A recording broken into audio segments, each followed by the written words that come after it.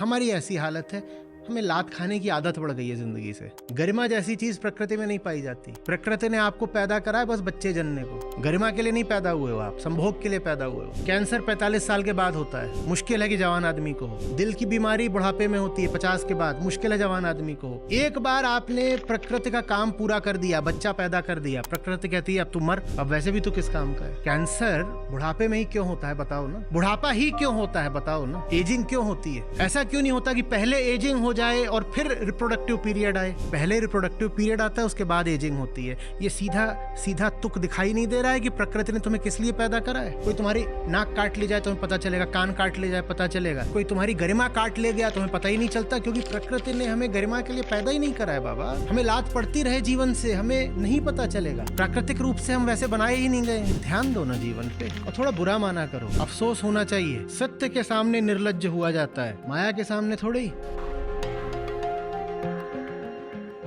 अच्छा जी, नमस्ते। हाँ, मेरा सवाल ये है कि हर कोई जो कुछ भी कर रहा है, उसके हिसाब से वो सही है। तो फिर हम असल में पता कैसे करें कि क्या सही है? ये कोई विधि नहीं होती, इसके लिए ईमानदारी होती है बस। मैं कैसे पता करूं कि मेरे पाँव में दर्द हो रहा है। दर्द तो हो ही रहा है, मान लो, मान लो। विधि चाहिए होती है किसी ऐसी चीज तक पहुंचने के लिए जो दूर की है, किसी ऐसे काम को साधने के लिए जो कठिन है। आप कहाँ बैठी हैं अभी। मैं अपने कमरे में। आपको आपके कमरे तक अभी पहुंचाना चाहता हूं, क्या विधि बताऊं।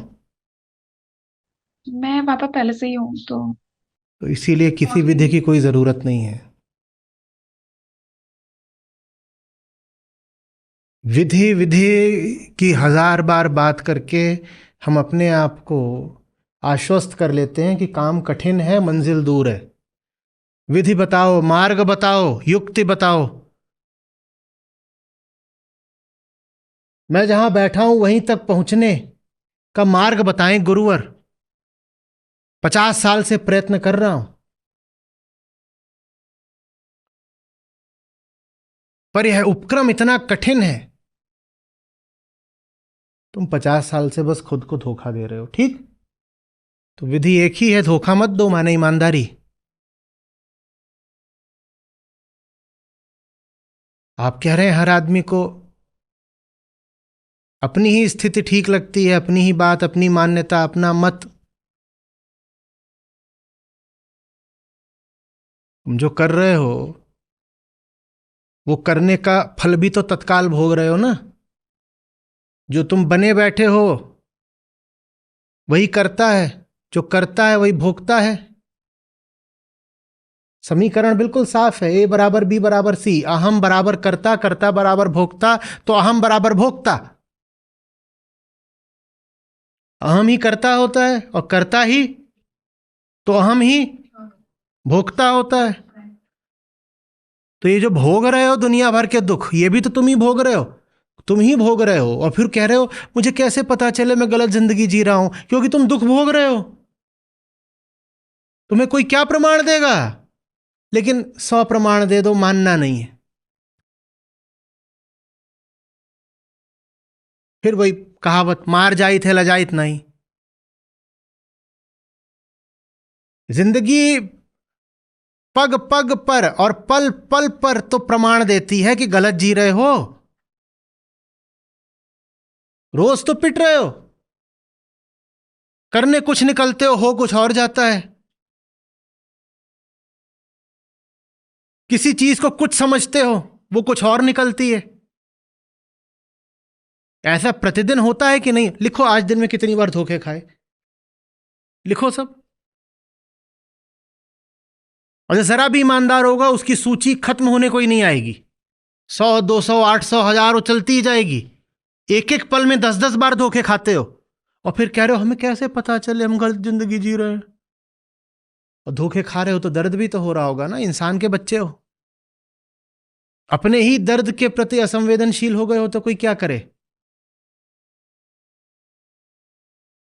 विधि नहीं चाहिए, ईमानदारी चाहिए। ईमानदारी में किसी और के सामने जाके गुनाह नहीं कबूलना है। ईमानदारी का मतलब है कह दो ऐसे नहीं जीना। मनुष्य हूं, एक जीवन है, अरे जरा डट के जिएंगे।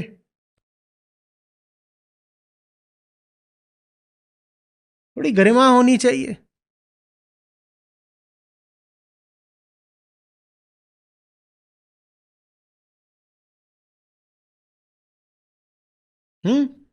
ये रीढ़ है,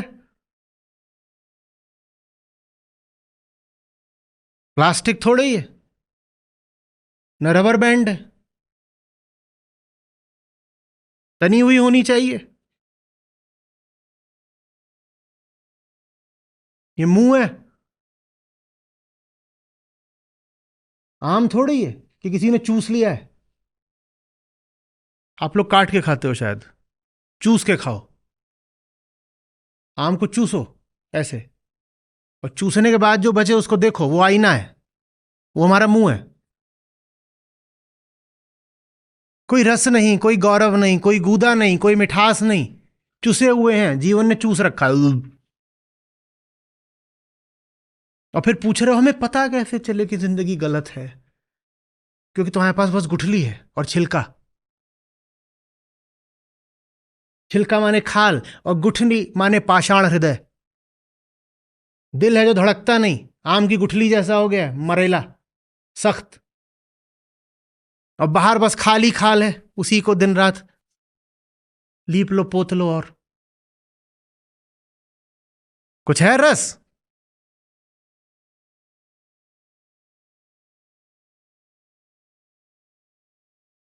जान है? कोई थोड़ा धमका दे,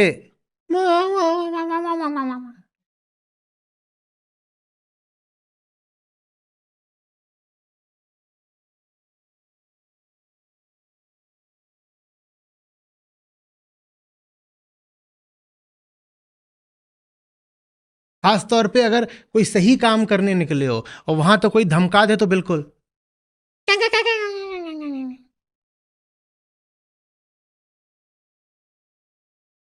तुम्हें क्या प्रमाण दें? पल पल प्रमाण है। जिनसे कल लात खाई थी वही आके आज फिर तुम्हें रिझा लेते हैं, फिर वहां जाके खड़े हो जाते हो। मैं तुम्हारा दास हूं सुंदरी, बताओ क्या करूं?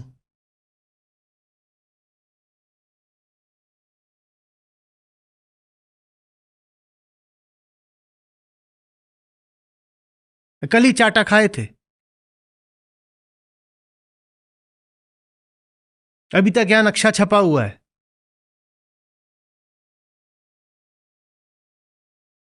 कह रहे हो कैसे पता चले कि गलतियां भी नई नहीं करते, पुरानी ही गलतियां रोज दोहराते रहते हो। पर अभ्यस्त इतने हो गए हो कि पता ही नहीं लगता कि जीवन नहीं नर्क है। फिर कहते हो कि कोई तरीका बताइए कि हमें पता चले कि हम गलत हैं। हमें तो लग रहा है हम बिल्कुल सही हैं। ये एक आया है डॉक्टर के पास,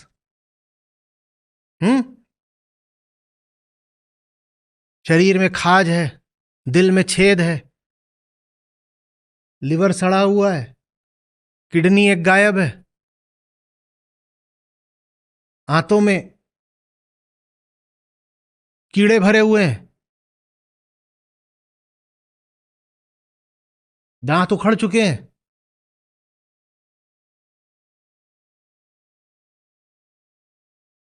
वो आया भी नहीं डॉक्टर के पास, डॉक्टर उसको कहीं दिख गया चलते हुए, तो डॉक्टर से कह रहा है, hey doc, how do I know whether I am fully healthy और is there a minor problem? तो क्या जवाब दे? आप डॉक्टर के पास भी जाते हो तो डॉक्टर पहले पूछता है तकलीफ क्या है। इलाज की शुरुआत तकलीफ से होती है। डॉक्टर आपसे पहले ये नहीं पूछता मर्ज क्या है। डॉक्टर पहले ही नहीं पूछता कि अपनी रिपोर्ट दिखाओ। आप बैठते हो, सबसे पहले डॉक्टर क्या पूछेगा? तकलीफ क्या? जिनको तकलीफ होनी बंद हो गई है उनका डॉक्टर क्या करे? उनका लंग, लिवर, किडनी सब सड़ा हुआ हो, कोई डॉक्टर उनको नहीं बचा सकता, उन्हें तकलीफ ही नहीं हो रही। हमारी ऐसी हालत है, हमें लात खाने की आदत पड़ गई है जिंदगी से।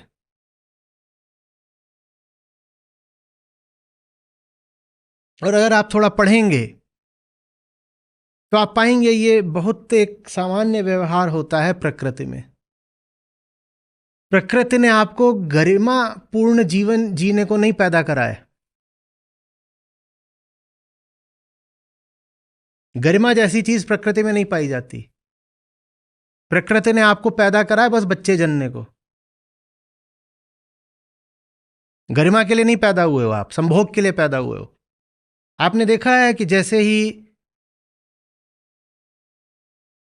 आपके जो उर्वर वर्ष हैं, रिप्रोडक्टिव ईयर्स, वो पूरे होते हैं, आपको बीमारियां लगनी शुरू हो जाती हैं। आपने देखा है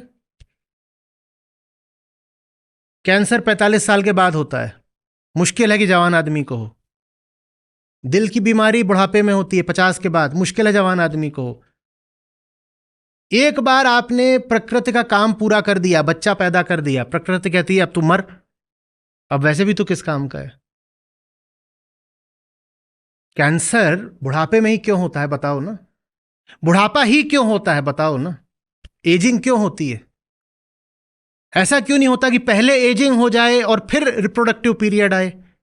पहले रिप्रोडक्टिव पीरियड आता है, उसके बाद एजिंग होती है। ये सीधा सीधा तुक दिखाई नहीं दे रहा है कि प्रकृति ने तुम्हें किस लिए पैदा करा है?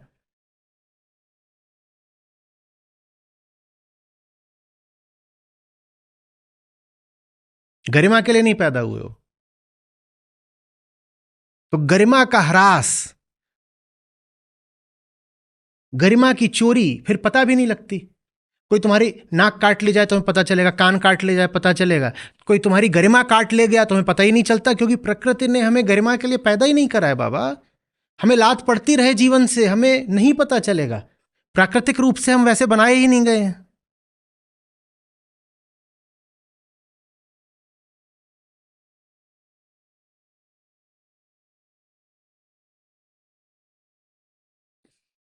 पर हां, चेतना है। वो चेतना अगर स्वयं पे ध्यान दे तो अपनी दुर्दशा पता चल जाती है। फिर आप नहीं पूछते हो कि मुझे कैसे पता चले कि मेरी जिंदगी ठीक है कि नहीं। ध्यान दो ना जीवन पे, और थोड़ा बुरा माना करो, अफसोस होना चाहिए। सत्य के सामने निर्लज्ज हुआ जाता है, माया के सामने थोड़ी। जितनी बार लात खाते हो उतनी बार थोड़ी तो लाज आनी चाहिए ना। डॉक्टर पूछ रहा है क्या तकलीफ है, वो कह रहा है मैं तकलीफ का अनुभव कैसे करूं, कोई विधि बताइए। डॉक्टर भग जाएगा। तकलीफ का अनुभव कैसे करूं, कोई विधि बताइए। क्या विधि हो सकती है? फिर तो एक ही विधि है, थोड़ा उनकी संगत किया करो जो सचमुच स्वस्थ हैं। उनके साथ चलोगे, दौड़ोगे, दिखाई देगा वो दौड़ जाते हैं, तुम नहीं दौड़ पाते, तो शायद थोड़ा कौंधे कि मैं अस्वस्थ हूं, देखो वो दौड़ गया, मैं दौड़ नहीं पा रहा हूं। संगत कर लो अच्छों की। पर उसमें भी खतरा है। उसमें खतरा यह है कि जो दौड़ गया तुम कह सकते हो इसको दौड़ने की बीमारी है, मैं तो स्वस्थ हूं। इसको दौड़ने की बीमारी है, मैं स्वस्थ हूं। H.G. वेल्स की a country of the blind, उसमें नूनेज नाम का पात्र है। वो अंधों के देश में पहुंच जाता है, ऐसे देश में जहां पीढ़ियों से अंधे ही होते थे सब। वो उसको पकड़ लेते हैं, कहते हैं बहकी बहकी बातें कर रहा है। बोलता है रंग होते हैं, प्रकाश होता है, न जाने कैसी बहकी बहकी बातें कर रहा है। तो अपने अंधे चिकित्सक को बुलाते हैं, वो बोलता है मैं जरा इसका परीक्षण करूंगा, ये ऐसी बहकी बातें। तो उसका ऐसे खोपड़ा टटोलता है, बोलता है अरे ये इसके 2 फोड़े निकले हुए ना, इसी के मारे तो ये पगला गया है। वो कहता है इसके ये जो 2 फोड़े हैं ये मैं निकाले देता हूं, फिर ये बहकी बातें नहीं करेगा। वो तैयार भी हो जाता है, क्योंकि वहां एक लड़की मिल गई होती है, उससे बोलती है कि मैं तुम्हारी हो सकती हूं दिलबर, बस तुम मेरे जैसे हो जाओ। मैं भी अंधी, मेरा भाई भी अंधा, मेरा बाप भी अंधा, मेरा देश भी अंधा, तुम भी अंधे हो जाओ, उसके बाद हम दोनों एक हो जाएंगे। उन्होंने उसको जेल में डाल दिया होता है नूनेज को। वो बोलती है मैं तुम्हें जेल से भी निकलवा दूंगी, हम दोनों बढ़िया सा घोंसला बनाएंगे, अंडे देंगे। वो तैयार भी हो जाता है। बोलता है आंख ही तो गंवानी है, लड़की मस्त है। सुबह सुबह एक दिन उसकी फिर सर्जरी होनी होती है। वो उठता है बिल्कुल तैयार, कहता है लड़की के लिए अगर अब मुझे सब कुछ खोना भी पड़ रहा है तो क्या फर्क पड़ता है, वो तो मिल गई ना, बाकी सब गंवा दिया। सुबह सुबह उठता है, आज उसकी सर्जरी होनी है, पर सुबह उठता है तो बाहर देखता है तो तितलियां नाच रही होती हैं और आकाश में इंद्रधनुष खिला होता है। कुछ उसको हो जाता है, जैसे प्रकृति ने कोई संदेश दे दिया। वो किसी कदर अपना दरवाजा खुलवाता है और फिर सरपट भागता है, भागता है, भागता ही चला जाता है, उस देश से बाहर निकल जाता है।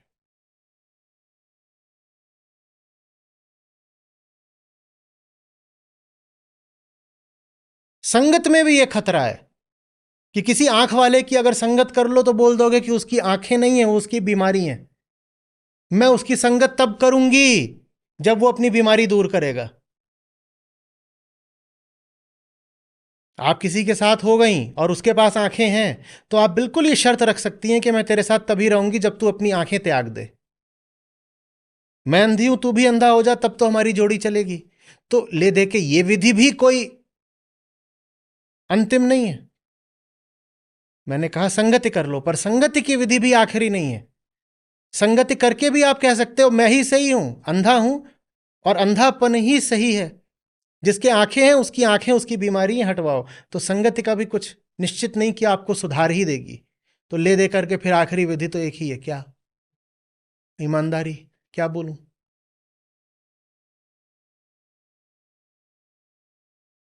बड़ी अच्छी उसमें पंक्ति आती है।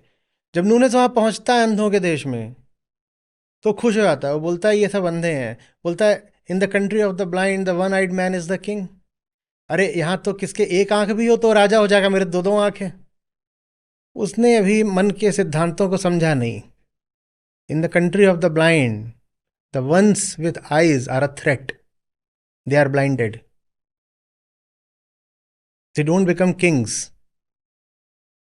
दे आर टेकन प्रिजनर्स। ये बहुत गलत लोकोक्ति है कि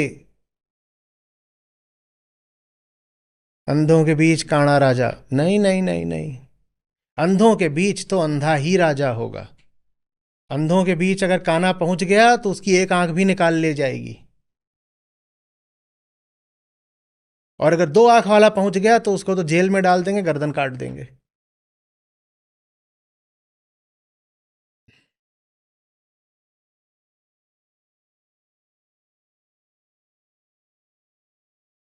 ले दे के बात तो वही है, ईमानदारी। वो एक अजीब सी चीज होती है, प्रेम जैसी। ईमानदारी की मैं परिभाषा क्या बताऊं आपको? प्रेम जैसी चीज होती है। वो है तो है, नहीं है तो नहीं है, कोई सूत्र नहीं होता उसका।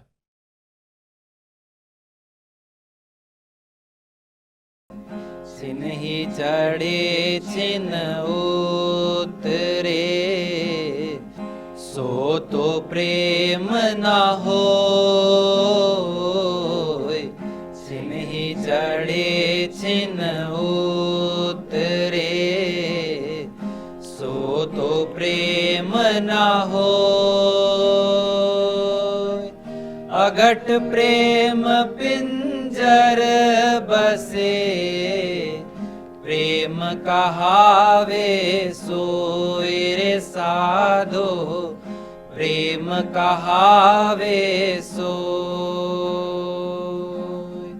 पिया का मार्ग कठिन है, जैसे खांडा सोय।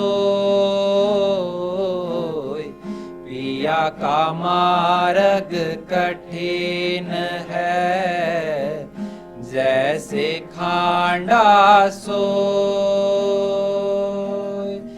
नाचन निकसी बापुरी, घूंघट कैसा होय रे साधो, घूंघट कैसा होय। आग आँच सहना सुगम, सुगम खड़ग की धार। आग आँच सहना सुगम, सुगम खड़ग की धार।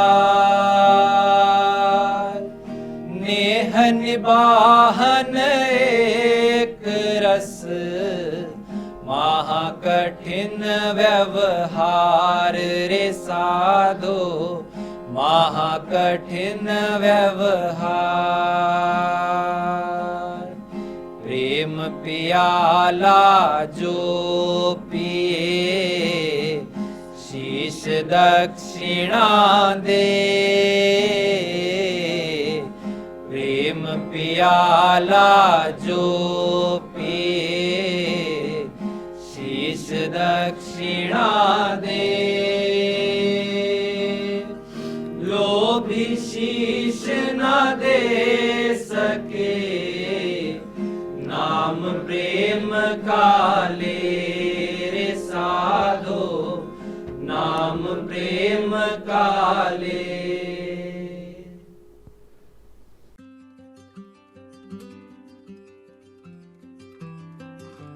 सबसे पहले तो मैं धन्यवाद करना चाहता हूँ आचार्य जी का, जो कि मेरी और हम सब की ज़िंदगी में कृष्ण बनकर आए हैं। और मैं पिछले 4 और 5 साल से सर को सुन रहा हूँ, और मैं ख़ास तौर पर सारी आपकी टीम का भी धन्यवाद करना चाहता हूँ, जो इतने बढ़िया तरीके से अपने साथियों को लेकर चलते हैं। और आचार्य जी के बारे में मैं कहना चाहता हूँ कि मेरी ज़िंदगी के कुछ जो प्रैक्टिकल क्वेश्चन थे, मैं शायद सोचता था कहीं वो हल नहीं हो पाएंगे। आचार्य जी के साथ जुड़ने के बाद वो बहुत सारे जो सवाल हैं वो ज़िंदगी के हल हो गए हैं, और बहुत बढ़िया क्लैरिटी मिली है। और मैं आस करता हूँ कि आपका जो मिशन है, आचार्य जी जो मिशन लेकर चल रहे हैं, वो बहुत आगे बढ़े। क्योंकि जैसे कोई भी आदमी जब सत्य की राह पे चलता है तो उसके दुश्मन भी बहुत बन जाते हैं। और जैसे मैं सोचता हूँ, समझता हूँ, आपकी जो संस्था है उसके भी बहुत सारे दुश्मन भी बन रहे हैं।